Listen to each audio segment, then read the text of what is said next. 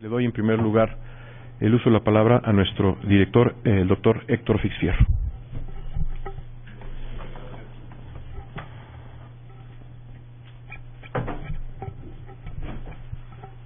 ¿Ya se escucha?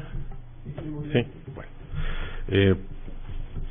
Pues la locución estándar de parte del director es dar la bienvenida. Muchísimas gracias por estar aquí en esta jornada académica que tiene el propósito de reunirnos, de saludar, de renovar lazos, de comunicarnos, pero básicamente de prepararnos rumbo al Congreso Iberoamericano de Derecho Constitucional que se realizará en Argentina, en Tucumán, a partir en el mes de septiembre, ¿no? Creo que es 17, 18, 19 o 16, no, 17, 18 y 19 17, 18 y 19 de septiembre, perdón. Bien, yo quisiera darle las gracias al doctor José María Serna por la labor de organizar la jornada. La verdad es que la respuesta ha sido muy satisfactoria, y aunque pues el programa está muy apretado, sin embargo pensamos que pues realmente va a servir para ir aclarando algunas cosas. La verdad que no quisiera yo decir mucho más que eso.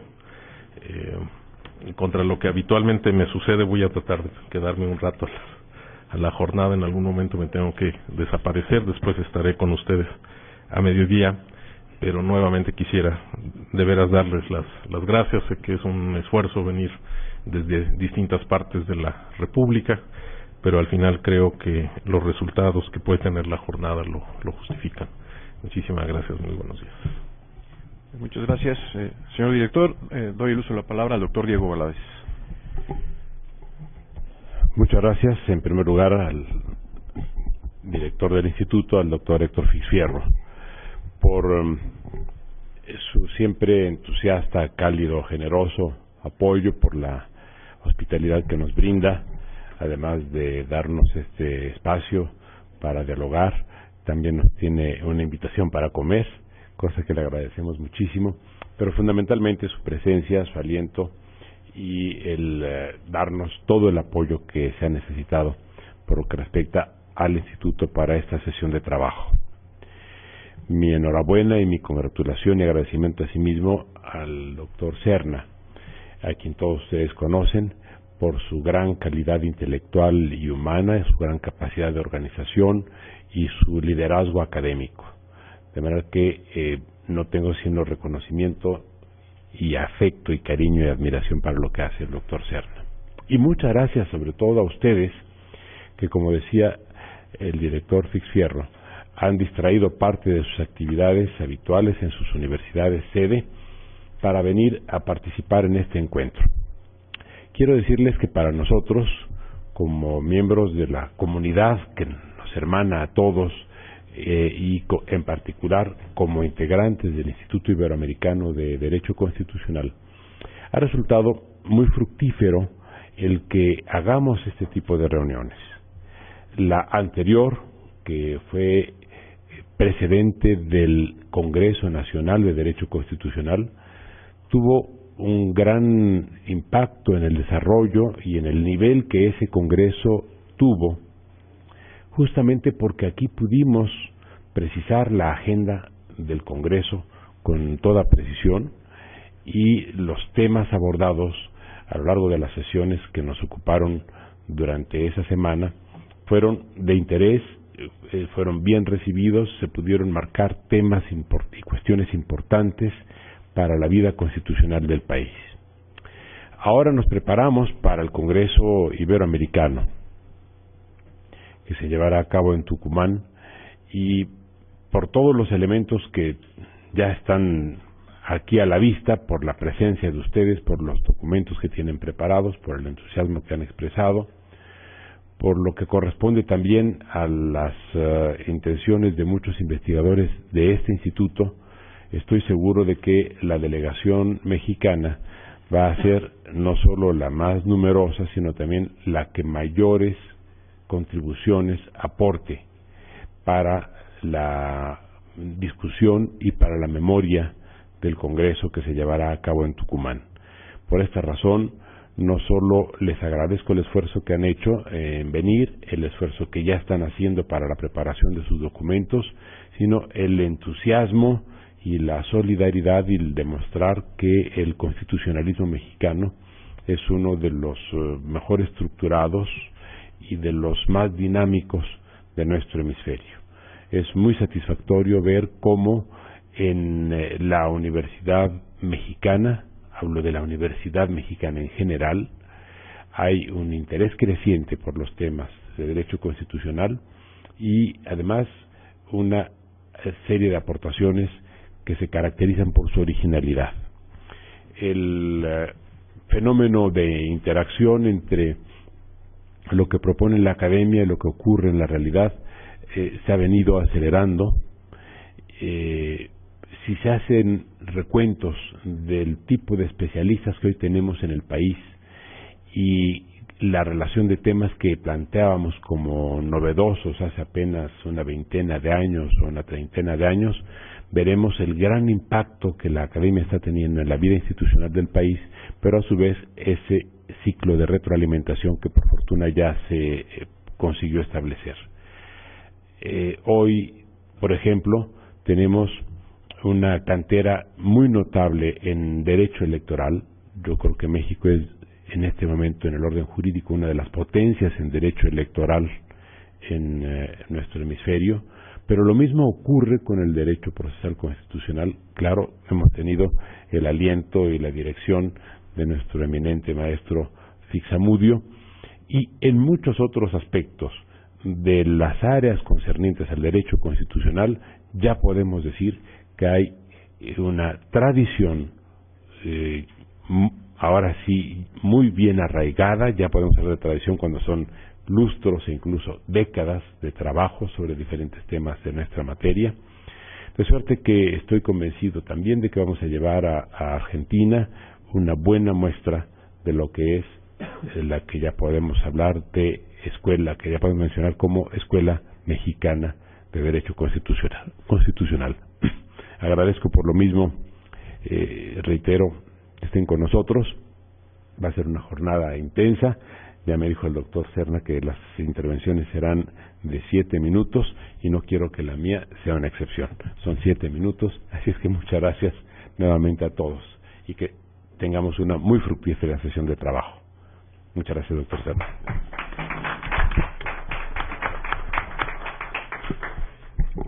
Bien, pues gracias por sus palabras, doctores. Yo quisiera hacer, si me permiten, una serie de comentarios muy breves antes del inicio de los trabajos de esta jornada. Primero, reflexionar o compartir con ustedes una breve reflexión de por qué nos reunimos hoy, por qué nos reunimos en esta jornada. Son varios los motivos. Primero, fue un acuerdo de la última reunión que tuvimos, la de agosto, la previa al Congreso Nacional. ¿Se acuerdan ustedes que el doctor Valadez nos indicó seguir en la línea de lo que ya es una tradición en esta sección mexicana del Instituto Iberoamericano? Cada vez que va a haber un evento grande, se hace una jornada previa, rumbo a ese evento grande. Así lo hicimos en 2010, antes del Congreso Mundial de Derecho Constitucional, así lo hicimos el año pasado, antes del Congreso Nacional, y así lo hacemos ahora, antes del 11º Congreso Iberoamericano, que no es nada más un Congreso Iberoamericano de esas dimensiones, sino que adicionalmente es el Congreso dedicado a la memoria del doctor Jorge Carpizo. Entonces eso lo hace muy especial. La idea pues es llevar una delegación grande, ya lo mencionaba el doctor Valadez, y no nada más una delegación grande mexicana, sino que haga aportaciones relevantes, importantes a los debates que se van a dar en las sesiones de ese Congreso. Además de esos motivos hay otros. Siempre es sano que nos podamos encontrar, que sepamos en qué temas se encuentra cada uno de nosotros, qué proyectos tenemos. Convivir académica y personalmente siempre se ha considerado como algo adecuado para el fortalecimiento de los trabajos de esta sección. Quiero aprovechar también para decir que yo informé al doctor Fixamudio de que estamos trabajando en este momento. Él no nos puede acompañar.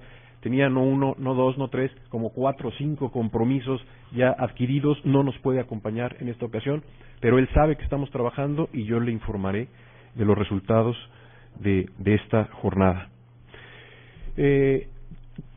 Siguiendo la costumbre que también tenemos en estos eventos, yo pregunto a los colegas si alguno de ustedes quiere anunciarnos brevemente de algún evento, algún congreso, algún seminario que estén organizando o que vaya a tener lugar próximamente. Doctor Armienta, por favor.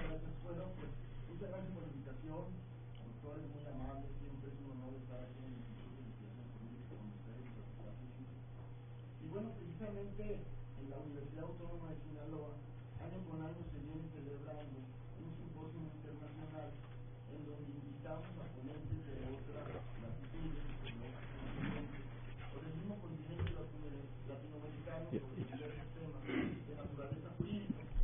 En esta ocasión, pues, el Congreso se denomina los nuevos paradigmas del derecho, para dar oportunidad tanto a estudiantes como a docentes e investigadores de que puedan oír de voz propia de ponentes internacionales cuáles son las nuevas tendencias jurídicas que existen fundamentalmente en Latinoamérica. Tenemos ponentes tanto de Argentina, de Costa Rica, de Venezuela, de Colombia, de Cuba y algún otro país que se me está, de Ecuador, de algún otro país que se me está escapando. Y este congreso precisamente inicia este jueves allá en la Universidad Autónoma de Sinaloa. Tenemos el privilegio que nos va a acompañar como uno de los ponentes el doctor Serna y también como otro de los ponentes el doctor Fernández Ruiz. Y bueno, los ponentes a nivel internacional. Ya nos ha hecho el honor de acompañarnos en varios simposios el doctor Diego Valadez, que entre paréntesis, bueno, en la Universidad Autónoma de Sinaloa tenemos un auditorio bastante grande, muy bien adecuado a las necesidades de nuestra facultad, que cuenta con 5,000 alumnos, que tiene precisamente el nombre, tenemos en orgullo de que el nombre del auditorio sea precisamente el doctor Diego Valadez. Primeramente por su gran talento, su gran capacidad, su gran humanismo, pero también, pero eso es accesorio, pero eso a nosotros en lo particular nos enorgullece porque es un maestro de Sinaloa. Entonces para nosotros como sinaloenses se enorgullece, pero eso es lo de menos. Independientemente de que fuera de China, el nombre del instituto, de nuestro auditorio, sería de todas maneras doctor Diego Valadez, por el ejemplo que usted ha dado a las juventudes y a todos los docentes a nivel nacional. Bueno, están invitados, empieza este jueves y termina el sábado. Es un congreso en donde van a ir muchos estudiantes, también investigadores e investigadores de otras partes de Latinoamérica. Muchas gracias, doctor Serna. Gracias, doctor Armienta. ¿Algún otro anuncio? Enrique y luego doctor Cabrera. Buenos días a todos. Muchas gracias. Brevemente, para comentarles de la celebración del próximo Congreso del Instituto Mexicano de Derecho Procesal Constitucional, tendrá lugar en Toluca los días 6, 7 y 8 de mayo de este año. Están todos cordialmente invitados. Veo aquí en la mesa a algunos de nuestros ponentes que participarán en dicho evento. Este evento coorganizado con el doctor Eduardo Ferrer MacGregor tiene ahora, pues, por fortuna, como sede la Universidad Autónoma del Estado de México. Pues solamente para hacer la invitación, ojalá podamos contar con ustedes. Muchas gracias. Gracias. Doctor Cabrera.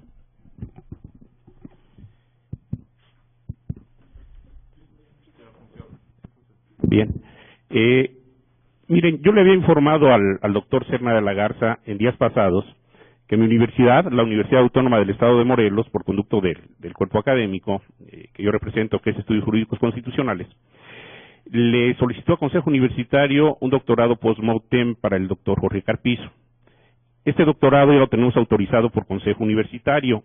Ahorita nada más estamos parando por la fecha. Yo en esta semana todavía me acabo de reunir en la Secretaría General de la Universidad, pero no nos han dado la fecha. Me estaban comentando que el enlace para fijar la fecha es el abogado general de la Universidad Nacional Autónoma de México y el secretario general de mi universidad, pero hasta este momento no se ha dado. yo sí quisiera comentarles que nosotros organizamos cada año lo que denominamos la Semana Internacional de la Cultura Jurídica y la Paz. Esta sería la 4ª edición.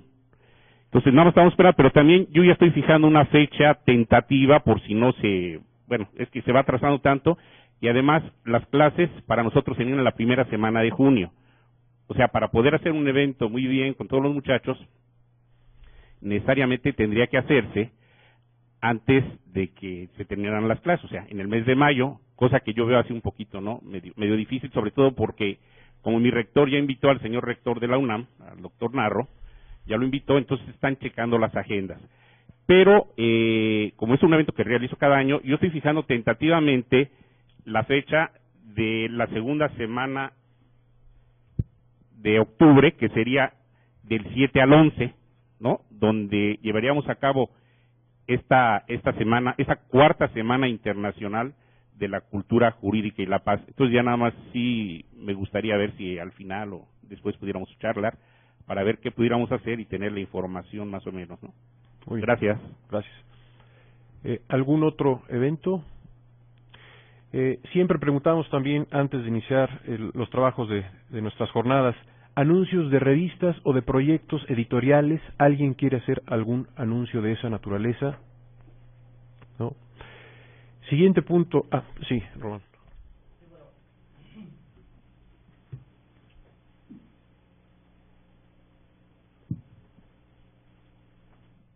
Sí, gracias, José María. Bueno, primero agradecerte, doctor, a ti y al Instituto de Investigaciones Jurídicas, el doctor Diego Valadez, el doctor Héctor Fix Fierro, por siempre tener la oportunidad de venir a compartir con los diferentes compañeros doctores en Derecho de todo el país y tratar efectivamente, como lo dijo el doctor Diego Valadez, innovar ante esta inminente globalización que nos permite obviamente ir conociendo las nuevas figuras de derecho constitucional, que nos permiten obviamente democratizar más las instituciones y tratar de evitar los diferentes regresos de muchos conceptos antidemocráticos en el país y en el mundo que nos permiten obviamente fortalecer la ciencia del derecho. Como ustedes saben, existe una revista que se llama Foro Jurídico de la Asociación Nacional de Doctores en Derecho, en la que yo estoy dentro del cuerpo editorial, y se los comento porque a pesar de que no es una revista que pues obviamente tiene el contenido legal y jurídico que muchas veces se requiere para efecto de profundizar ciertos temas, sí le hago la propuesta para que cualquier investigación que se realice por parte del Instituto, o por parte de la Academia, o por parte del Grupo Académico Iberoamericano de Derecho Constitucional, pues se pudieran hacerme llegar para efecto de que yo las presente al cuerpo editorial y que se hagan las publicaciones respectivas. Obviamente esto sería muy importante porque se pudiera transmitir sobre todo a ciertas personas que le llega a la revista, es un ejemplar de 10,000 ejemplares, que les llega al Poder Judicial, que les llega a los diputados, que les llega a gobernadores, presidentes municipales, y obviamente eso permitiría que este trabajo muchas veces se conociera a estos personajes y que obviamente les ayudaría a tomar ciertas decisiones en ese sentido. Entonces, hago la propuesta para que si en algún momento existiera alguna persona interesada por su conducto, nos hicieran llegar estos trabajos y pudiéramos nosotros apoyar en esta perspectiva. Nada más. Muy bien. Gracias, doctor Lascano. Un último punto antes de entrar ya a los trabajos de la jornada. Enfatizar nada más, es muy importante que revisen el reglamento del Congreso. Ya todos tienen el acceso a través de la página correspondiente a este reglamento. Mencionar aquí nada más tres, cuatro puntos importantes. Todos vamos a presentar comunicaciones, no ponencias generales, no conferencias magistrales. Si ven el reglamento, en principio todos presentamos comunicaciones, salvo que los colegas argentinos se dirijan a alguno de nosotros y que nos inviten en una calidad distinta, ¿no? Entonces, fíjense por favor en el reglamento, el artículo 6º, el párrafo 4º, ahí están los requisitos de nuestras comunicaciones. Es importante la fecha de entrega es hasta antes del 31 de julio, cuando tenemos que enviar nuestra comunicación, que no debe de exceder de las 15 páginas. y hay que enviarlo directamente al comité académico del Congreso. En el reglamento ahí está el correo electrónico del comité académico. El otro tema que a mí me da mucha pena tratar, porque está fuera de nuestras manos, es el tema del registro y de la inscripción. Hay que inscribirse, hay que hacer un pago a través de la página, pero parece que hay problemas con la página. Muchos o varios me han escrito y me dicen no se han podido registrar ni han podido hacer el pago. Yo se lo he comentado a los colegas argentinos, me dicen que están sobre eso, específicamente con el doctor Sergio Díaz Ricci, pero bueno, pues hay que estar intentando hasta que en algún momento exista ya la posibilidad de registrarse y hacer el pago correspondiente. Bueno, pasamos entonces ya a iniciar los trabajos. Nada más menciono la propuesta de mecanismo de la discusión es la siguiente. Me he permitido dividir a todos los participantes en 7 bloques, siguiendo el orden del temario del Congreso. En el folder que tienen ahí en la mesa, ahí van a encontrar el temario del Congreso, y ahí fui yo insertando a todos ustedes conforme me iban llegando sus temas. Algunos no se verán ahí porque no me enviaron sus temas, pero ahorita ya me los dijeron, hace 5 minutos me los acaban de dar, y ya los incluí aquí en los bloques que ahora mismo les voy a mencionar para que tengan una idea de ellos. La idea es que cada uno de nosotros hablemos 7 minutos. Es muy poco tiempo, pero solamente así nos va a dar tiempo de que hablemos todos.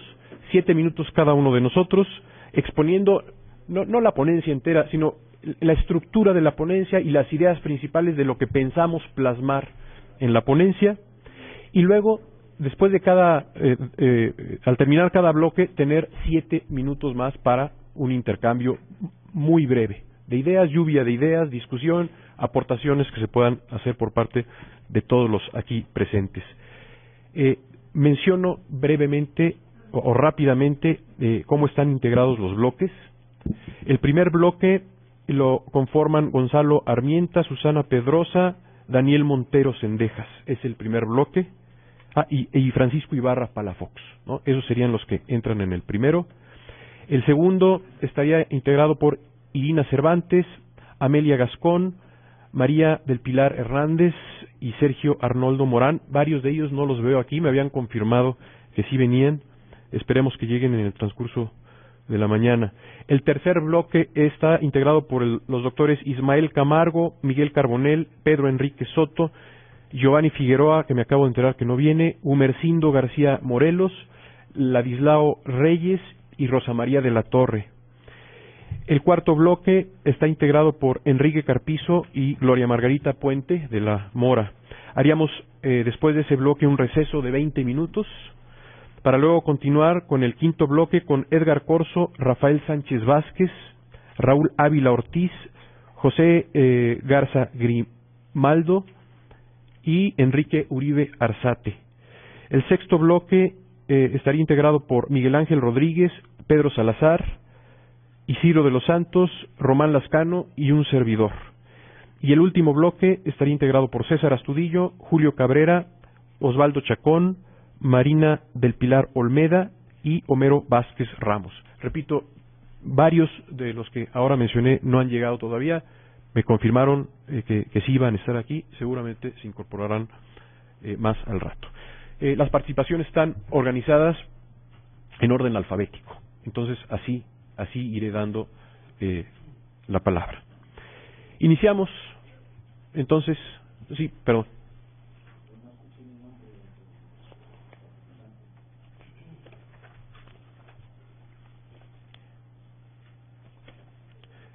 Perdón, estás, el doctor Marcial Rodríguez está en el último bloque, no leí la última página, perdón. En ese séptimo bloque está también Jaime Cárdenas, José Miguel Madero y el doctor Marcial Rodríguez.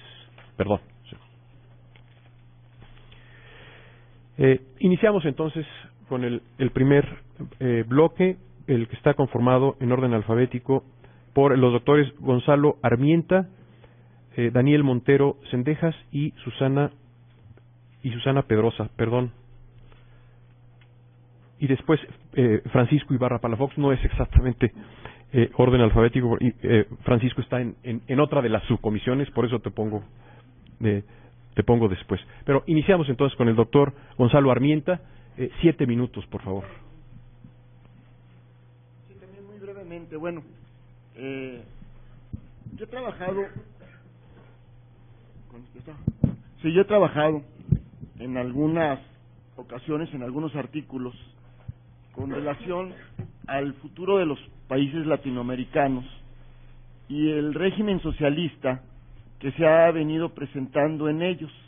Día con día, pues algunos países van teniendo regímenes socialistas, algunos moderados, algunos más radicales. Hasta hace poco nada más teníamos a Cuba, después fue Nicaragua, pero pues también ya menos radicales, pudiéramos pensar que son el Ecuador, un poco Brasil, sobre todo en la época de Lula, también Argentina de alguna manera, evidentemente Venezuela, obviamente Bolivia, y bueno, se han venido incrementando, pero también no en la medida como se había pensado. Han habido también algunas cuestiones que han decepcionado, y algunos regímenes socialistas han cambiado otra vez al modelo capitalista. Inclusive pues Venezuela estuvo a punto otra vez de transformarse dentro de un modelo capitalista.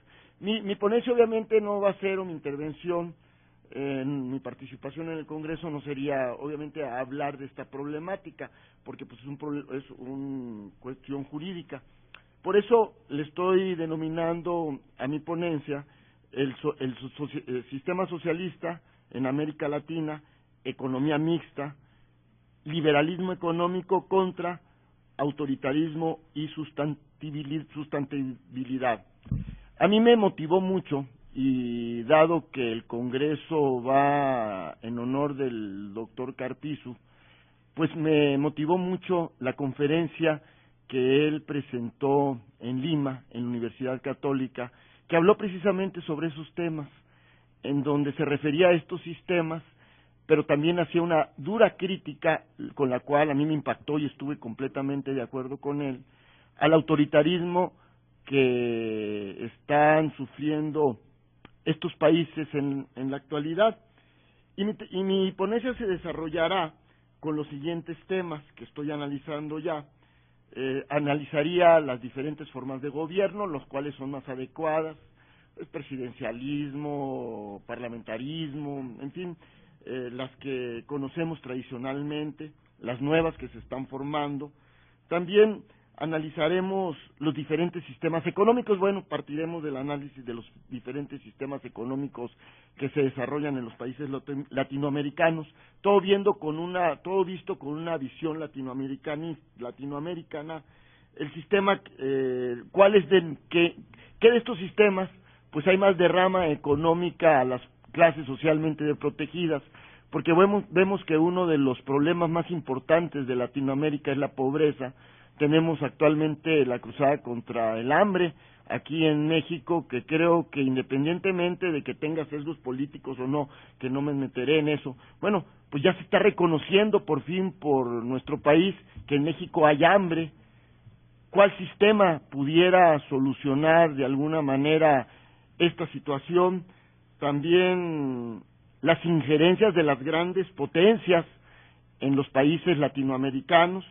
Algo muy importante, ¿qué papel juega los tribunales internacionales como la Corte Latinoamericana o Interamericana de Derechos Humanos?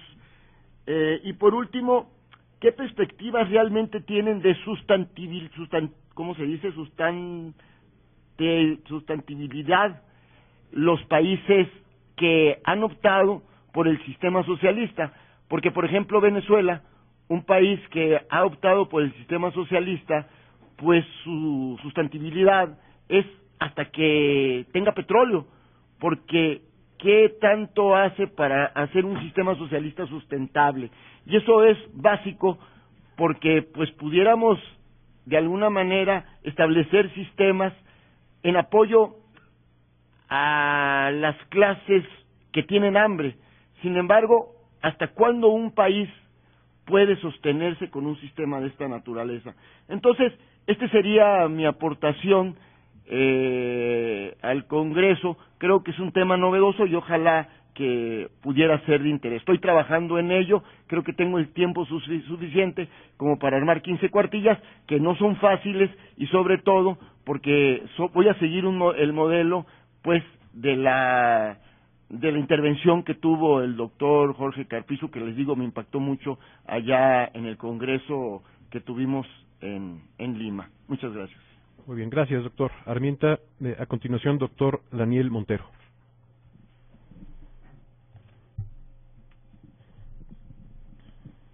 ¿Qué tal? Muy buenos días, muchas gracias por la oportunidad. Doctor Fix, doctor Valadez, doctor Serna. Bueno, pues es un tema interesante. Mi ponencia se llama Son los retos del Estado constitucional frente a la democracia participativa en Iberoamérica, soberanía y globalización. ¿Qué significa esto? Dos cosas. La teoría del Estado tradicional, que se ve impactada por el concepto de globalización, hasta donde la globalización ha sido un modelo positivo, sobre todo para Iberoamérica, en el sentido de que ha homologado o ha homogenizado la pobreza en la región. Todos los críticos de la globalización, si verdaderamente ha servido esta como para unir y para llevar a cabo planteamientos de una posibilidad económica real de superación de la región, o en su defecto nada más ha sido para estandarizar la pobreza, ¿no? Entonces, ¿cuáles son los retos de esa globalización frente a un Estado que se ve desdibujado con la libertad de mercado, con todo lo que es el libre mercado? Hasta dónde el Estado puede controlar las aspiraciones desde su matriz constitucional para lograr lo que establece la norma fundamental en las sociedades contemporáneas y sobre todo tan abiertas en este planteamiento. Ver lo que un poco se marcaba aquí, ver cuáles son las tendencias de los sistemas electorales más importantes de la región, hasta dónde esta democracia ha sido punta de lanza o ha servido para lograr calidades de vida importantes en la zona, hasta dónde la democracia sigue siendo una aspiración, hasta dónde ha sido esa transformación de la democracia representativa por una democracia participativa, hasta dónde este flujo de sociedad civil ha impactado las relaciones de poder y cómo se ha visto estas relaciones de poder frente a escenarios globales, y ahí muy precisamente la función del Estado constitucional. Entonces, por el otro lado, ver un poquito lo que está en el marco de todo lo que son ya lo que implica la posición cada vez más abierta de políticas internacionales en materia de derechos humanos, todo lo que es el poder convencional o el control convencional de las constituciones, y cómo se ha adoptado esta en las diferentes latitudes, ¿no? Entonces, yo creo que sobre eso hilvana la ponencia muy precisa en cuanto a cuáles son los retos del Estado, qué es el Estado, cuál es la connotación clásica de la teoría del Estado frente a la globalización, frente a todo lo que es el convencionalismo, frente a lo que implica las nuevas formas y mecanismos de participación política vistas estas desde la teoría democrática. Yo creo que en síntesis eso es muy apretado, pero yo creo que los politólogos constitucionalistas y demás está muy claro, ¿no? La visión, hasta dónde es un avance o hasta dónde el Estado constitucional frente a los fenómenos de globalización, frente a los fenómenos de participación democrática, representativa y participativa, tienen cabida para seguir manteniendo esa estructura y esa vigencia que la norma les da y les prohija, ¿no? Yo creo que eso es lo más importante. Gracias, doctor Montero. Sigue Susana Pedrosa. Bueno, ¿sí se escucha? ¿Qué tal? Buenos días a todos. Agradezco la invitación para participar en esta jornada académica preparatoria rumbo al Congreso Iberoamericano de Derecho Constitucional. Así, en este marco de dicha jornada, presento brevemente cuál sería mi proyecto de comunicación titulado México hacia un nuevo compromiso constitucional con visos iberoamericanos, que lo someto a su consideración. En mi proyecto, principalmente, pues voy a abordar qué es una constitución hoy en día, que simplemente es un libro, es como una especie de un libro para la religión constitucionalista. Abordar el tema de los preámbulos y su impacto que ha tenido en los países de América Latina, y ver que nuestro país, nuestra Constitución, adolece de un preámbulo, y ver el tema de la eficacia de las constituciones, porque aquí estamos abogados, pero las constituciones van dirigidas para toda la sociedad. Entonces, mi planteamiento es que no hay eficacia de las constituciones porque no hay un impacto en la sociedad y no hay un conocimiento, una promoción para que las constituciones se conozcan. Así voy a concluir con una propuesta o varias propuestas en el sentido de hacer obligatoria la enseñanza de la Constitución en todo el sistema educativo. Y particularmente respecto de la Constitución de México, observo que es necesario un nuevo compromiso constitucional con visos iberoamericanos, y que me atrevería a afirmar que los países iberoamericanos está surgiendo, se ve la necesidad, por ejemplo, de Colombia, que se establece que la enseñanza de la Constitución es obligatoria. Pues yo creo que ya no es suficiente, sino que necesitamos una idea de patriotismo constitucional. La idea de patriotismo constitucional viene de Habermas y, pues en lo personal yo creo que hay que retomarla. A muchos les suena como patriotismo constitucional, pues la palabra la rechazan mucho.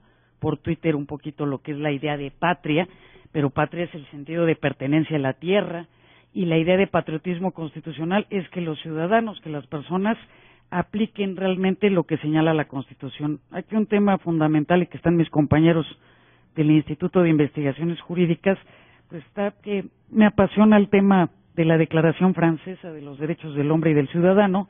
Esta solo tiene 17 artículos, es un documento sencillo, concreto, claro, redactado en pequeñas palabras.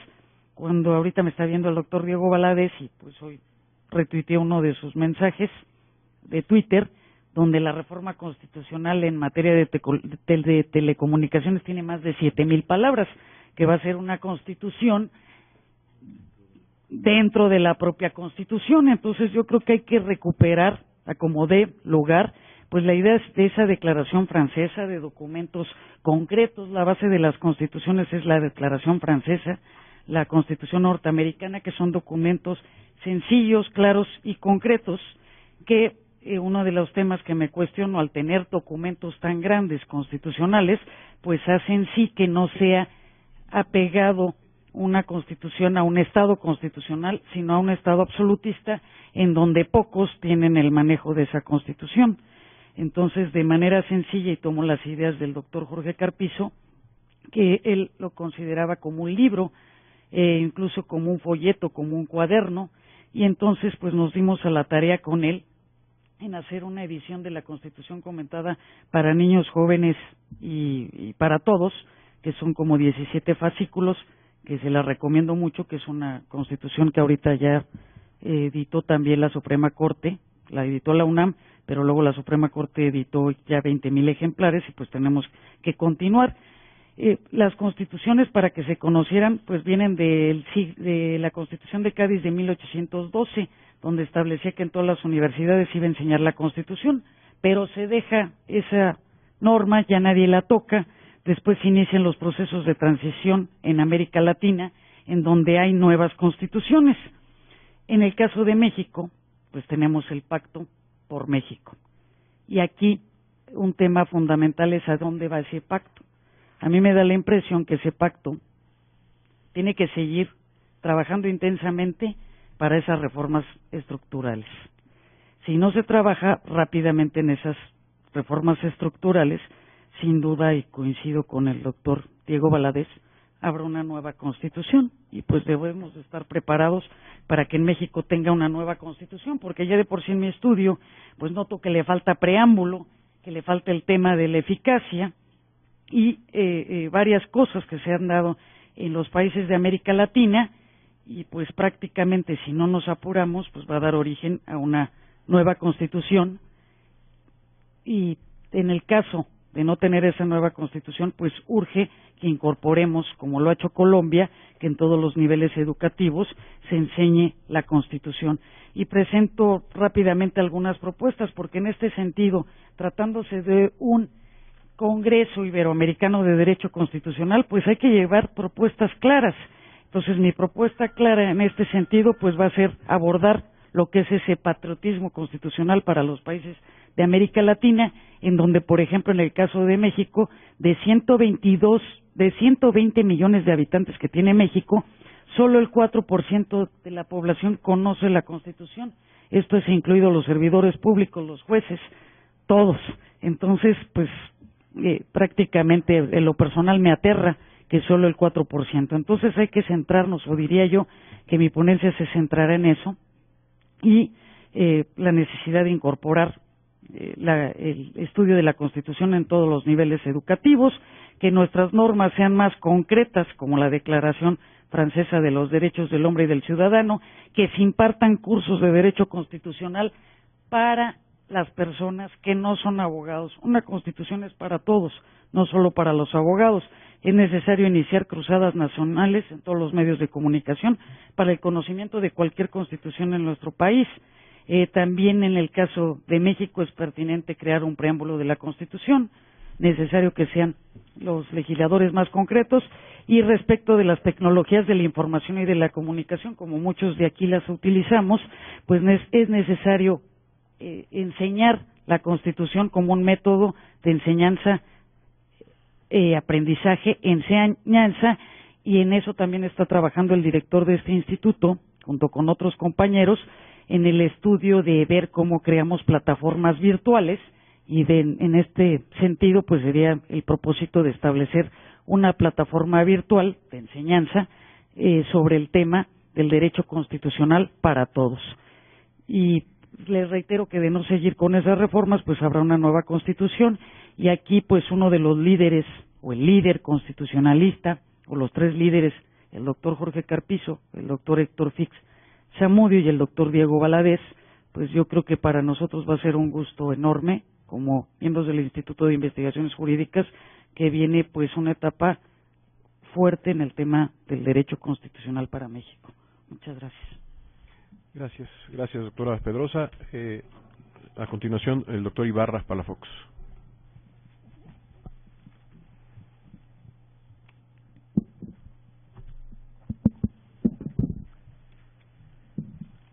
Bueno, pues muy buenos días a todos. Muchas gracias por la invitación, muchas gracias a los organizadores, al doctor Diego Valadez, a nuestro director, a José María, a todos ustedes por su presencia. En mi comunicación voy a exponer un tema relacionado con el multiculturalismo y también relacionado con una reflexión que recientemente he tenido sobre minorías religiosas a raíz de una invitación de Pedro Salazar en el proyecto de laicidad en la cátedra Jorge Carpizo. Trataré en esencia, supongo que en la comunicación el tiempo es muy escaso, trataré en principio de hacer una reflexión sobre el multiculturalismo u otras formas de denominar el multiculturalismo, diversidad cultural, pluriculturalidad, es decir, son distintas, sin embargo, me parece que en el núcleo nos estamos refiriendo a algo que es muy parecido. Entonces, hablaré del origen del multiculturalismo, su inserción en el derecho constitucional. Es una inserción relativamente reciente, en algún sentido ni siquiera está inserta. Podemos ver que aspectos culturales relativos a los pueblos indígenas aún no son considerados en muchas constituciones, no obstante que ha habido una reforma en los últimos 20 años para el reconocimiento de los derechos de los pueblos indígenas. Reflexionaré desde luego sobre la eficacia de los derechos, la eficacia de los derechos de las minorías. Haré una división entre las minorías. Tenemos básicamente migrantes, minorías subnacionales, pueblos indígenas, también denominados pueblos originarios, y minorías religiosas, que es un grupo todavía menos estudiado, menos examinado, y que tiene una gran injerencia en los temas relativos a la cultura y en temas relacionados con los derechos reproductivos, los derechos de las mujeres, el matrimonio, en particular el matrimonio entre personas del mismo sexo o la poligamia. Es un tema que es escasísimamente estudiado. En los estudios multiculturales, hemos iniciado una reflexión sobre los migrantes, hemos iniciado una reflexión sobre los pueblos originarios, desde luego es todavía inicial. Sin embargo, sobre las minorías religiosas, pues muchísimo menos. Desde luego estableceré qué tipos de minorías religiosas hay, y estas minorías religiosas están relacionadas con el núcleo religioso al cual están ellos relacionados. Hay minorías musulmanas en Latinoamérica, incipientes, que tienen una concepción particular de los derechos de las mujeres y del matrimonio, incluida la poligamia. Hay, desde luego, Latinoamérica, en particular Argentina, que es el país que más judíos tiene, México también con una población de cerca de 100,000, tenemos pues esta minoría, el sincretismo religioso, algunos aspectos del sincretismo religioso, en el caso de los pueblos originarios, y bueno, algunas otras minorías cuya religión se origina en Asia, en particular, por ejemplo, el budismo, que es una religión pues ya muy antigua y que comienza su desarrollo en Latinoamérica. Argentina, dicho sea de paso, debe tener la comunidad budista más grande del continente, así como la comunidad hebrea también más grande del continente. Haré una reflexión, como mencionaba hace un momento, de los derechos de las minorías religiosas con el principio de secularización, que es un tema importante. Es un tema que está relacionado con el centro de los derechos de estas minorías, con el tema de la laicidad y finalmente con el tema de la democracia. Laicidad, secularización y democracia son esenciales para comprender los derechos de las minorías religiosas. Ya hacia el final de la comunicación haré una reflexión inevitable sobre las dificultades que existen en Latinoamérica para el reconocimiento de los derechos de las minorías religiosas, en particular el conflicto que existe, desde luego me parece en buena medida no resuelto, la discusión sobre los derechos de las mujeres, los derechos reproductivos, el matrimonio entre personas del mismo sexo y la poligamia. Debo reconocer que el Congreso me será de mucha utilidad para recabar información sobre lo que ha pasado en Latinoamérica en estos temas. He encontrado básicamente reflexiones de estos derechos en países de tradición anglosajona. Conozco el tema de las minorías musulmanas en el Reino Unido. Hubo un debate reciente en Canadá, una sentencia de la Corte Suprema sobre el tema de la poligamia. Sin embargo, quisiera, en estos meses que tengo previos a la ponencia, investigar sobre las sentencias latinoamericanas. Supongo que hay pocas, y si no, que el Congreso me sea de utilidad para preguntar a mis colegas latinoamericanos que estarán allá. Propuestas, no estoy seguro. Me parece que el tema genera una reflexión importante.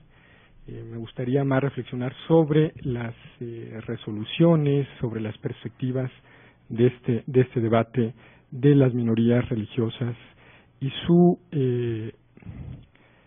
presencia en las constituciones latinoamericanas. Sobre esto versará mi ponencia. Muy bien, gracias, doctor Ibarra. Se abre una breve discusión, opiniones, reacciones de parte de los colegas. Yo tendría si me permiten, una serie de breves comentarios. Me parece muy interesante cómo empiezan a aparecer, de lo que han expuesto, ciertas temáticas que creo yo que son transversales a muchas de las temáticas específicas que vamos a ir tratando en nuestras comunicaciones. Una de ellas es esto que parece ser como una especie de fantasma que recorre Latinoamérica, el nuevo constitucionalismo, ¿no? Lo mencionaba uno de los colegas. ¿Cómo entender ese constitucionalismo? ¿Conecta con la tradición de constitucionalismo tradicional como la hemos entendido? ¿Es otra cosa? ¿En dónde están los puntos de ruptura? ¿Y cuáles son las implicaciones de eso? Creo que esa es una reflexión que va a ir como transversal. Como también el tema de la globalización. El tema de la globalización creo yo que también es un tema transversal. ¿Cómo está afectando, cómo está impactando eso que se ha dado en llamar la globalización en los sistemas jurídicos y específicamente en el nivel constitucional? Yo creo que está forzando repensar muchos conceptos tradicionales. Eso me parece importante enfatizarlo. Y otro tema también creo que es transversal, lo mencionaba la doctora Pedrosa, el tema de la eficacia. El tema de la eficacia o de la falta de eficacia de las normas constitucionales. Esta vieja distinción entre constitución formal y constitución viva o viviente, ¿no? Ese sigue siendo un problema del constitucionalismo en nuestra región. Yo creo que muchas de nuestras comunicaciones, de nuestras reflexiones se van a ir colgando de una forma u otra a estas tres temáticas. Doctor, por favor, Cárdenas.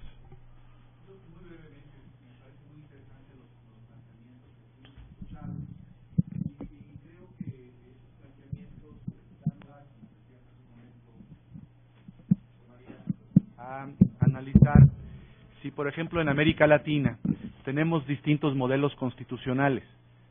Los casos de Venezuela, Ecuador, Bolivia, si representan realmente un nuevo modelo constitucional o son parte de la tradición constitucional latinoamericana, que tiene mucha influencia europea y también de los Estados Unidos. ¿Se trata realmente de un nuevo modelo constitucional o de nuevos modelos constitucionales? Y otro comentario sobre la ponencia del profesor que va a abordar el tema de democracia participativa y la participación de grupos sociales en América Latina.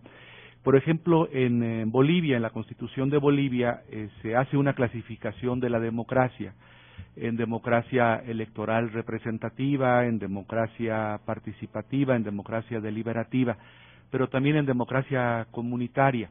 Entonces creo que habría que entender esas distintas maneras de entender la democracia en América Latina. Desde luego que es muy interesante el tema de democracia participativa, conocer las características en cada sistema constitucional y político sobre la amplitud o reducción que hay en términos de democracia participativa, poder contrastar distintos sistemas constitucionales y políticos en ese tema, pero también relacionado con ello, pues cómo se ha profundizado el asunto de democracia deliberativa y también formas comunitarias de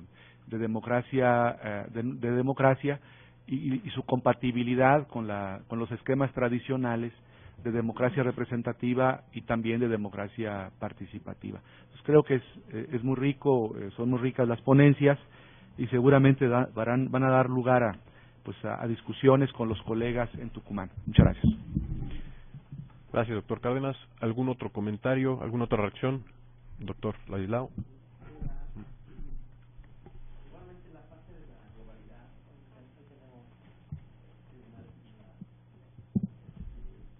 La Corte Penal Internacional, tenemos la Corte de Justicia, tenemos la Corte Interamericana, tenemos diversos tribunales en materia de arbitrajes, las cuestiones de la OCDE a nivel y sí me parece que son poco los estudios sobre estos tribunales metaconstitucionales. Todavía está por verse cuáles son sus alcances, cuáles son sus limitaciones, hasta dónde llega la categoría política de soberanía que es rescatada hacia a los términos de jurídicos, y me parece que esa sería una de los principales aportes, y fundamentalmente las cuestiones también de implementación.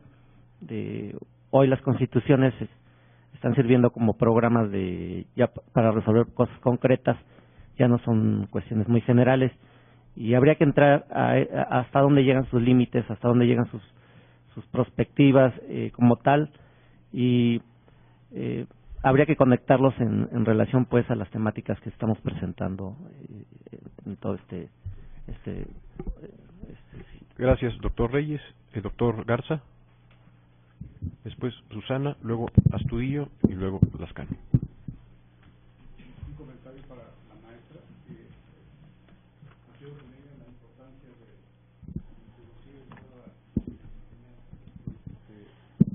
de lo que es una constitución. David Cienfuegos hizo un proyecto de constitución para el Estado de Guerrero hace ya unos años, y él incluía en ese proyecto de que en el Estado de Guerrero debía enseñarse lo que es una constitución. Totalmente de acuerdo. Nada más como un comentario sin que me responda, ¿no? ¿Usted cree que lo que está pasando en el Estado de Guerrero, con las policías comunitarias, con los grupos armados, usted cree que es porque no saben lo que es una constitución? Nada más, sin comentarios, ¿no? Gracias. Gracias. Siguiendo el orden, intervenciones breves, recuerdo, por favor, así como han sido hasta ahora. Susana, luego César y luego Román. Susana. Sí. Muy brevemente, unos comentarios para los que antecedieron.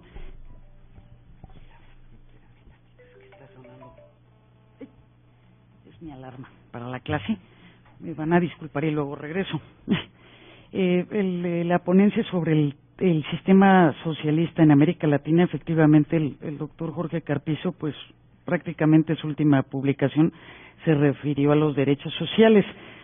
Y ahí le sugeriría que a lo mejor habría que ser más concreto, porque hay que abordar temas jurídicos. Dentro de los derechos sociales está la tendencia a hablar, por ejemplo, de la alimentación, del agua, de los medicamentos, del mínimo del derecho al mínimo vital.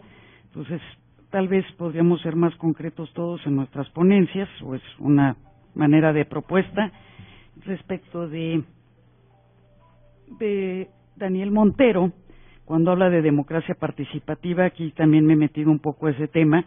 Democracia participativa, inmediatamente hay un choque con la democracia representativa, como ha sido el caso del Pacto por México, en donde nada más hay democracia representativa, y cuando se pide democracia participativa, pues empiezan, digamos, en cierta forma, que no lo pueden abrir, que porque ya están los representantes. La democracia participativa no solo se refiere a temas electorales, sino yo creo que hay que fomentar, incluso si nos referimos a las constituciones, en México no existe el derecho a la participación ciudadana. Existen por ahí algunas normas, pero como tal no, y en América Latina ya existe desarrollado lo que es un derecho a la participación ciudadana de manera más completa. Y luego el tema de Francisco Ibarra, pues muy bien, porque está muy poco estudiado. Yo ahí nada más lo he visto que se habla del multiculturalismo en el tema de los preámbulos, y finalmente yo creo que hay que considerar que se trata de un congreso que es de derecho constitucional, que debemos de estudiar la norma constitucional, y sí, coincido totalmente en que el tema fundamental es la eficacia, y la eficacia tiene que redundar en políticas públicas, y si nuestras ponencias no van con propuestas en tema de políticas públicas, pues no vamos a llegar a buen término. Y el tema de qué es lo que pasa en Guerrero, efectivamente en Guerrero hay un rezago impresionante, casi uno podría decir que, y ahí yo creo que voy a señalar algo que a lo mejor también nos asustó a nuestros tuiteros, que me lo retuiteó Diego Valadez. El tema de Guerrero es tanto el problema que hay, que la propia Constitución establece mecanismos para resolver de manera directa lo que está pasando, y es con una suspensión de garantías o de derechos, precisamente ante la ausencia de la eficacia de la propia Constitución de Guerrero, de las propias autoridades, y lo que nos da el derecho constitucional es que se suspendan las garantías, entran los poderes federales y resuelven toda la problemática que lleva años. En el caso, hoy lo he estado viendo, que nuestra Constitución en México se está aplicando ya para resolver los problemas que hay y que son muy fuertes, que eso es un gran avance, que ya se está aplicando la Constitución. Entonces, un mecanismo de suspensión ¿Y por qué o por qué se está dando en Guerrero? La verdad es que lo desconocen. Desconoce toda la población, tanto servidores públicos como nosotros, como las personas, porque cuando fue la toma, por ejemplo, de la carretera, en lo personal tuve que hacer difusión de que era un delito y las primeras agresiones venían de esos grupos hasta que finalmente ya lo entienden. Ahora lo que está pasando en la UNAM, pues ya hay grupos de jóvenes, hay una conciencia también ya de las personas que se están cometiendo delitos y tiene que intervenir la seguridad pública. Pero eso porque ya se está haciendo la difusión de cuáles son los derechos que están en la Constitución y cómo hay que limitarlos. Cuando uno habla con ellos, las ideas o el manejo que tienen de los términos constitucionales o de lo cuáles son sus derechos, no hay claridad. Y entonces todo lo utilizan a través, digamos, esos grupos de la violencia. Nos hace falta derecho constitucional para todos. Bueno, pero ya. Seguimos el orden. Es César Astudillo. Sí, gracias. Gracias, muy buenos días a todas y a todos. Es un gusto que nos volvamos a encontrar. De esta primera intervención, yo lo que rescataría sería al menos tratar de comentar la importancia de que todos nuestros trabajos lleven una premisa metodológica, al menos para intentar precisar los términos de referencia con los que vamos a estar trabajando.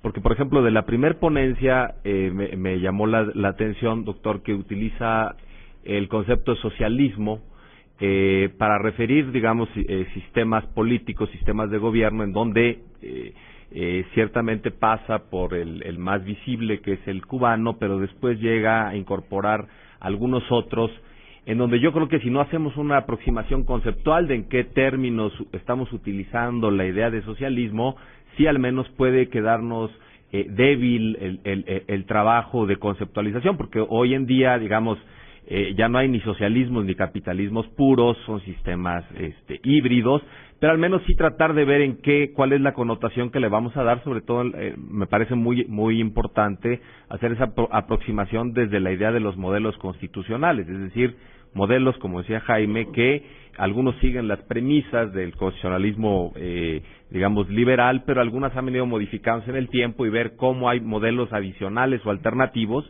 Y me parece que eso puede ir como un comentario a todas las ponencias, porque aquí hemos venido hablando por la dinámica, también por el tiempo, venimos utilizando un conjunto de conceptos que al menos yo creo que en los trabajos sí deben quedar mucho más claros, mucho más precisos. Gracias, doctor. Román, y luego sería el doctor Garza, y con eso terminamos este bloque. Sí, bueno, más que nada felicitar a la doctora Susana Pedrosa por el análisis e interpretación e investigación sobre publicitar el concepto de derecho constitucional en los jóvenes, y por algo muy importante. Yo la semana pasada tuve la oportunidad de acompañar a mi hija a una pequeña plática en cuarto de primaria, y con los 3 grupos que eran los cuartos de primaria estamos hablando sobre el concepto de democracia, porque ellos iban a tener su elección para escoger a su representante de grupo. Y todos platicaban, todos los niños de cuarto año de primaria, más que conocer sobre principios y valores sobre democracia, todos al final preguntaban si podían llegar a tener guaruras, si podían tener, si ellos podían someter a sus otros compañeros, y son esas derivaciones de poder que cuando uno se llega al contacto con niños de cuarto de primaria, tercero de primaria, quinto de primaria, y que es lo que en realidad existe, entonces sí está perfecto el tratar de profundizar con respecto a los niños, y es algo muy valioso, pero sobre todo a lo mejor especificar en respecto a los valores, principios constitucionales y universales, para que a futuro ellos obviamente sean realmente unos jugadores demócratas respecto de las reglas que ellos establezcan. Muchas felicidades. 2 últimas participaciones, doctor Garza y luego doctor Montero. Les ruego ser breves, por favor. Un comentario, ya que vamos a Argentina. Le digo a la maestra, aquí en Argentina se hicieron varios movimientos como se está haciendo en Guerrero, y ahí en Argentina cayó un presidente. Se me hace muy fácil decir desde acá, desde el centro, se está violando el derecho, aplíquese el derecho. Muy fácil, ¿no? Cuando no busca uno ser aliado de la gente que ha sido olvidada por años y años y no se hace nada por ella, ¿no? Se me hace un poco fácil. Fue el presidente de la Comisión de Derechos Humanos a decir, se está violando el derecho, aplíquese. Se entrevista ya con los ciudadanos, cambia un poco su parecer. Cuando va al Congreso nuevamente señala que hay rezago en Guerrero y que bueno, se tiene que aplicar el derecho. Se me hace muy fácil, muy fácil. Yo lo veo desde otra perspectiva, yo veo como una oxigenación a la democracia en el estado de Guerrero. Si la soberanía reside en el pueblo, tenemos que manifestarnos. Es un derecho moral que tiene la ciudadanía de manifestarse cuando los gobiernos oprimen y cuando los gobiernos son reaccionarios a los intereses de un pueblo. Gracias. Doctor Montero. Muy rápido. Dos cosas interesantes. Una, yo creo que es la desaparición de poderes, ¿no? No es tanto que si la ley se aplica o no se aplica, es la incompetencia brutal del gobernador. O sea, la ley ahí está y la norma está, el problema es quién la aplica. Yo creo que no podemos estar haciendo normas y leyes para cada caso específico. Yo creo que la vigencia es general y ahora sí que la ignorancia no excluye responsabilidad. Pero bueno, un poco también coincidimos con el doctor en cuanto a hacer compatible esto de lo que también Guerrero dijo ahí, algo que es caótico, que las policías comunitarias se reconocieran. Eso lo dijo el gobernador. Entonces, si la democracia también comunitaria no las respetamos desde el punto de vista práctico de su razón, de sus usos y costumbres, en todo esto que está, es bien importante considerar, ¿no? Por último, yo creo que uno de los planteamientos que este Congreso, o de lo que yo trataré de definir, es un poco qué está pasando con México, con todo este mundo de derechos humanos, con todos estos conceptos metaconstitucionales o de cortes internacionales que están sumidas o involucradas en la nueva connotación del 133 constitucional y que da como consecuencia una nueva visión con todo lo que es el control convencional, control difuso, etcétera, que pretenderíamos hacer una nueva constitución. Yo creo que están las bases para una nueva constitución, un nuevo constitucionalismo iberoamericano, que hay algo interesante. Ecuador está tratando de proponer un código penal único para la región, sobre todo en materia de delincuencia organizada, que es un esfuerzo que vale la pena considerar en este planteamiento de región, hasta donde una constitución podría amalgamar todas las circunstancias, criterios y crecimientos que por un lado trae la globalización y por el otro lado el concepto de soberanía, y por el otro lado sin olvidar lo que significaba el 18 brumario, todo lo que posteriormente trae Yanni con el populismo, ¿no? Y lo que vemos en Venezuela. Muchas gracias. Estoy viendo que del siguiente bloque ha llegado una sola persona, entonces eso nos da tiempo para ampliar la discusión. Veo que hay varias personas que están queriendo participar. Francisco, ¿querías participar? ¿O me equivoco? Algo quería decir Francisco, y luego el doctor Sánchez Vázquez, y luego otra vez Susana. Y después la doctora Marita. Sí, gracias. La acotación es, me parece muy importante esto que señala César Astudillo, en un tema, por ejemplo, relacionado con los derechos de las minorías religiosas. Me parece en este caso particular muy importante hacer una referencia a principios constitucionales básicos. Por ejemplo, la libertad de asociación, la laicidad constitucional, el matrimonio, ¿no? Hay diferentes formas de reconocimiento del matrimonio en las constituciones, los temas relativos a la cultura dominante y a la cultura de las minorías es un tema también significativo.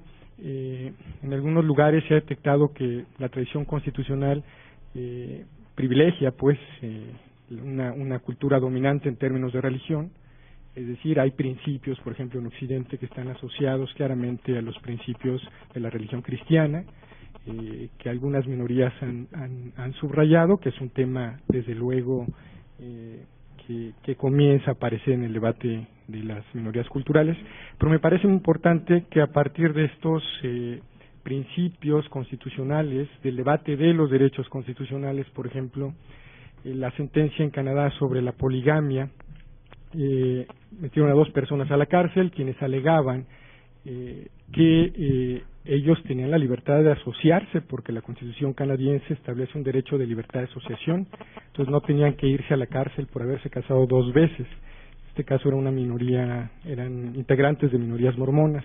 Entonces el tema de los derechos me parece también muy claro en este debate y pues solamente acotarlo, ¿no? Es decir, buscar, ¿no?, la reflexión del multiculturalismo, en este caso particular de las minorías religiosas, en los temas de la cultura, en los temas del matrimonio, en los temas de la educación y de la laicidad.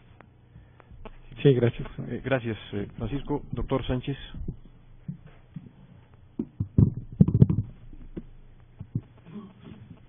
Buenos días. Pues de antemano, como siempre, reiterar nuestro agradecimiento a los organizadores de esta reunión académica. Incuestionablemente que la figura que se ha ido, pero que está presente en todos nosotros, que es el doctor Jorge Carpizo,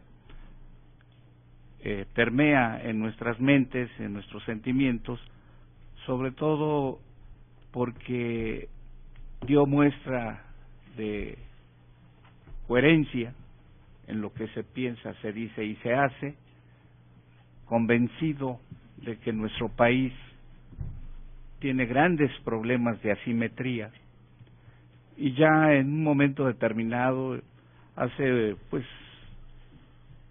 unos días, por no decir meses, el doctor Diego Valadez, quien realmente pues ha expresado reflexiones contundentes acerca de la eficacia y la eficiencia de nuestra Constitución Política de los Estados Unidos Mexicanos. Asociando esto con la intervención de la doctora Susana Talia Pedrosa, en donde, por un lado, menciona pues un dato actual de la cuestión esta de la población mexicana de 122 millones, yo me quedé en 114. Bueno, entonces esta población tan grande que ya tenemos y donde pues no podemos pues hacer a un lado el problema de la pobreza, de la desigualdad, de las injusticias, y que bueno, se han mencionado y fue muy puntual, recordando nuevamente la participación del doctor Diego Valadez. ¿Qué es lo que está pasando? Tenemos una constitución política de los Estados Unidos mexicanos, donde algunos expresan que hay necesidad de serios cambios al mismo documento. Hay quienes manifiestan que es cuestión de interpretarla y aplicarla, y viene aquí uno de los puntos centrales de la ponencia de la doctora Talía, el problema de la eficacia, la eficiencia, la observancia, donde pues ¿qué está pasando en nuestro país? Tenemos una constitución, la de 1917, que todavía está vigente, está la norma, pero en cuanto a su observancia, por lo que respecta al capítulo de los derechos sociales, pues vemos que no se cumple. ¿Qué está pasando? Están muy atrasados. Ahora, la otra cuestión creo que sí es bien interesante. Habría que pensar si en nuestros días tenemos que seguir sobre esa cuestión de la enseñanza o el aprendizaje, ver no de manera parcelada. Y hay situaciones que parecen muy chuscas, pero a veces los hijos reproducen lo que ven de los padres, ¿no? Si los padres traen un séquito de guaruras, bueno, pues también los hijos están en esa reproducción. Entonces yo creo que, primera, felicitarnos al doctor Héctor Felipe Fix Fierro por brindarnos este espacio plural, incuestionablemente abierto y tolerante. Entonces, es necesario pues reflexionar, y habría que hacer pues lo que nos hace falta en nuestro país, el desarrollo de sociología jurídica aplicada, para que también podamos ir construyendo con datos, ¿no? Como hay letras muy interesantes de nuestros preceptos constitucionales, pero están ahí. Es una reacción de la ciudadanía. Viene a la mente el artículo 39 constitucional, en donde el pueblo tiene el derecho. Y creo que esa es una de las cuestiones, es muy complejo, complicado. Lo cierto es que enhorabuena de este espacio. Muchas gracias.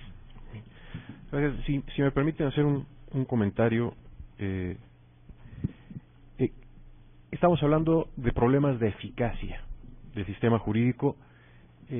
Mi impresión es que como académicos como que no logramos dar el siguiente paso para analizar las causas del problema de la ineficacia del sistema jurídico ancestral, problema que tenemos en nuestro estado. Yo creo que podríamos plantearnos como proyecto académico de largo alcance profundizar por qué factores influyen y cómo desagregar, no nada más el problema en general o enunciado de manera general, sino de alguna forma encontrar la manera de desagregarlo, de irlo desagregando en sus posibles componentes. Yo creo que sí hay forma de hacer esto y bordar más fino.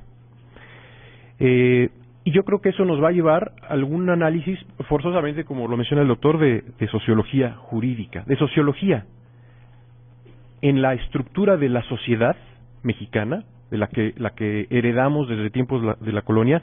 Ahí creo yo hay muchos o varios de los factores que llevan a este problema de la eficacia, que nos lleva por identificar o por enunciar a uno de esos factores, nos lleva a las diferentes oportunidades que los distintos grupos sociales tienen de acceso al Estado de Derecho.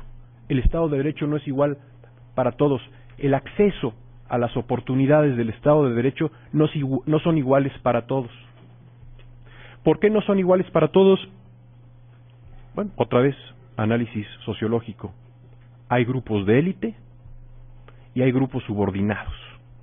Los grupos de élite tienen ancestralmente en nuestro país un acceso privilegiado a las instituciones del Estado de Derecho, llevan la ventaja y tienen un tratamiento privilegiado en ese acceso al Estado de Derecho, y hay grupos subordinados que no tienen acceso o que lo tienen defectuoso o que son acosados por la estructura jurídica formal y las autoridades, los órganos, ¿no?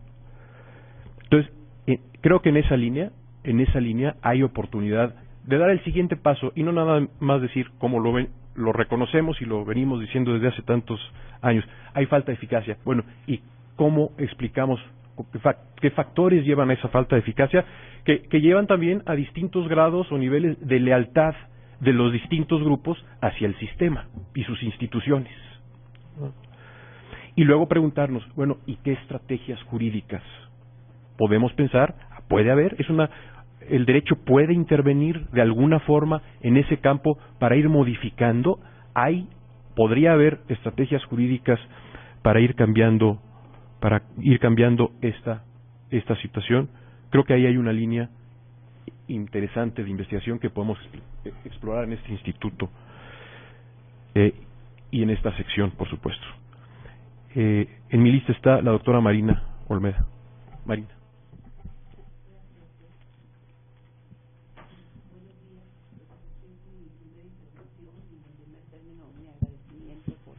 Por la atención y la organización muy importante. Considero también, como ya se ha mencionado, fundamental los trabajos de esta jornada académica.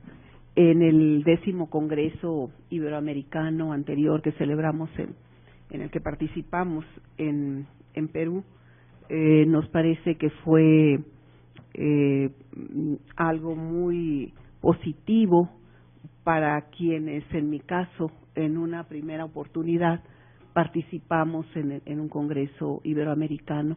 Las orientaciones, los consejos, pudiéramos decir, las recomendaciones que nos llevamos de esta jornada de trabajo. Número 1. Número 2, en cuanto a este primer eje temático, diríamos, efectivamente coincido que son 3 temas transversales, les llama el doctor Serna. Yo les llamaría tal vez temas ejes, ¿no? Temas ejes propiamente de los contenidos de la temática de este Congreso. Constitucionalismo, ¿cómo estamos? El problema de la globalización y el problema de la eficacia. Bien, punto siguiente. Me parece fundamental este último aspecto que ha comentado el doctor Serna, la metodología de cómo debemos abordar nuestros trabajos. Sí, en un primer momento es cómo vemos, sí, cómo vemos la problemática, pero no quedarnos solo ahí. Es muy importante y regularmente es algo de lo que diríamos adolecemos en los trabajos jurídicos. Nos centramos en la doctrina, nos centramos en la conceptualización, si bien nos va en algunos casos, y nos olvidamos de las causas tal vez. Sí, es muy importante el reflexionar sobre las causas, sobre los orígenes, sobre el porqué. Y llegado a eso, también naturalmente establecer una estrategia, llegar a una estrategia, pero en ocasiones partimos de que esto lo vemos y luego nos consideramos autosuficientes para decir esta es la solución. Tal vez sí, lo más importante desde el punto de vista metodológico, una conceptualización, una caracterización del tema, las causas, ¿verdad?, la estrategia jurídica fundamentalmente, y naturalmente el entorno del problema, ¿no?, la parte sociológica que los últimos años, qué bueno, y el Instituto de Investigaciones Jurídicas ha insistido en eso, ¿no?, de cómo el trabajo jurídico debemos manejarlo también desde el punto de vista empírico. Es muy importante los trabajos del doctor Fix Fierro en este sentido. Entonces, sí, el aspecto sociológico para llegar a propuestas, para llegar a recomendaciones. Coincido de que debiéramos ubicarnos en una metodología y también ser más puntuales, ¿no? Gracias. Gracias, doctora Olmeda. Las últimas 2 participaciones para cerrar este bloque, Susana y después el doctor Montero. ¿Cuál es su nombre, perdón? O háblame de tuyo también. Román. Efectivamente, el tema de los niños, el tema de la sociedad, viene en esta ponencia y una de las inquietudes de Jorge Carpizo, y lo único que encuentro y que lo abordo aquí, que qué vamos a hacer con las nuevas generaciones, lo que se me ocurre en principio es crear un preámbulo de la Constitución, porque si estableces un preámbulo de la Constitución, es como una especie de Constitución para niños, en donde vengan cuáles son esos valores o lo que uno quiere hacer, ¿no? Por ejemplo, un valor es la honestidad. Entonces, lo que no se quiere es que sean deshonestos. La honradez, la justicia, la igualdad, y haciendo el estudio de las constituciones de América Latina, no todas tienen buenos preámbulos, unos nada más son como antecedentes y ya, o cuestiones históricas, pero un buen preámbulo para nuestra Constitución mexicana sería esa, como inculcar esos valores para todos y que sepamos que necesitamos, y lo he manejado mucho en Twitter, un cambio cultural. ¿De dónde se genera el cambio cultural en la sociedad? Pues con la especie de estar mandando mensajes y mensajes que hay que ser honestos, honrados, no corrupción. Entonces, de alguna forma. Y al compañero, ¿cómo te llamas? No, háblame también de tú. Garza. Bueno, precisamente con el tema de Guerrero es donde yo encuentro que hay 2 caminos. Uno, seguir con esta idea de fomentar el aprendizaje de nuestra Constitución y de aplicar la Constitución, y que se aplica como se tiene que aplicar. A quien comete delitos, pues se le aplica la Constitución. Y la otra, el otro camino, a veces la Constitución ya no da para más, aunque lleguemos a una suspensión de garantías, pensaba yo, suspensión de garantías para Guerrero, sí, pero al rato va a ser para Michoacán y al rato va a ser para otros estados, entonces eso ya rompe, digamos, con nuestra propia Constitución y tendríamos que generar una nueva Constitución y habría que aprenderla otra vez y que trajera su preámbulo también. Entonces, digamos que estamos en una etapa difícil, que es la que yo veo. Muchas gracias. Y muy breve. Nada más me quedo con un poco la reflexión que tú hacías, doctor Serna, respecto de la eficacia tanto jurídica como constitucional, como institucional, acerca de la problemática que tenemos en la aplicación de lo que significa la observancia constitucional. Algo que yo visualizo, y es un comentario para todos y lo dejo aquí en la mesa, es que la globalización trajo consigo algo que vimos en la estrategia pasada de la administración de Calderón. ¿De dónde salen las corporaciones de la seguridad pública? De la teoría del lumpen. ¿De dónde salen los narcomenudistas? De la teoría del lumpen. Entonces pareciera que la filosofía, no la ideología, que es la desideologización misma de lo que significa la globalización, sino la filosofía, era en esa estandarización ver este tipo de situaciones de pobreza, cómo se concatenaban y cómo se confrontaban. Los 100,000 desaparecidos que existen, todas las cifras que se establecen ahora a través de la Secretaría de Gobernación, ¿de dónde salían? ¿De dónde salen las corporaciones policiales o de seguridad pública? De los más olvidados de las estrategias sociales. Entonces, ¿dónde queda esa eficacia y dónde queda esto, por ejemplo, de lo que es la justicia, la calidad de justicia para la población? Por supuesto que todos los niveles de la Procuraduría, siendo aquí el doctor Valadez, habiendo sido Procurador General de la República, la Procuraduría ve a la pobreza, los delitos que se cometen, los homicidios, las lesiones, las violaciones, los de bajo impacto son las Procuradurías.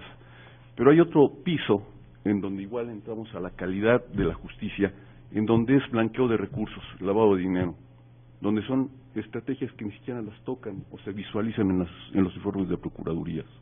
Entonces, esa eficacia constitucional, esa eficacia institucional, también se replantea en términos democráticos. ¿Quiénes tienen acceso a esa calidad de justicia? Muchas gracias. Gracias, doctor. Con eso cerramos el primer bloque. 2 segunditos. Hay un concepto doctor, que me llamó mucho la atención y creo que es el parteaguas para todo este día. Es tratar de ser un poco más colectivistas que individualistas, porque las ideas que se pretenden dar aquí es tratar de impulsar un nuevo desarrollo constitucional.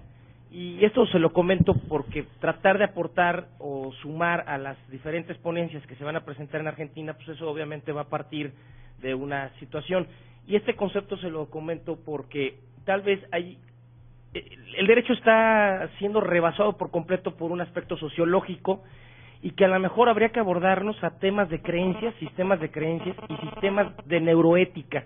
Es decir, ¿cómo es una norma y por qué se creó la norma? Porque tal vez parece ser que estuviéramos más basados en el concepto de creencias germano-románicas y no en un sistema de creencias derivado de un concepto psicosocial o de un concepto psicológico o de un concepto neuropsicológico. Es decir, ¿cómo es, si ahora ya existe un sistema de neuromarketing, por qué no crear un sistema de neuroética que nos permita como constitucionalistas conocer realmente cuál es la esencia del mexicano, cuáles son sus sistemas de creencias y cómo podemos generar un perfeccionamiento respecto de la norma sobre las consecuencias y eficacia derivada de sus emociones que le genera respeto o no a la ley o a la autoridad, o en su defecto el sistema de castigo que se pudiera dar.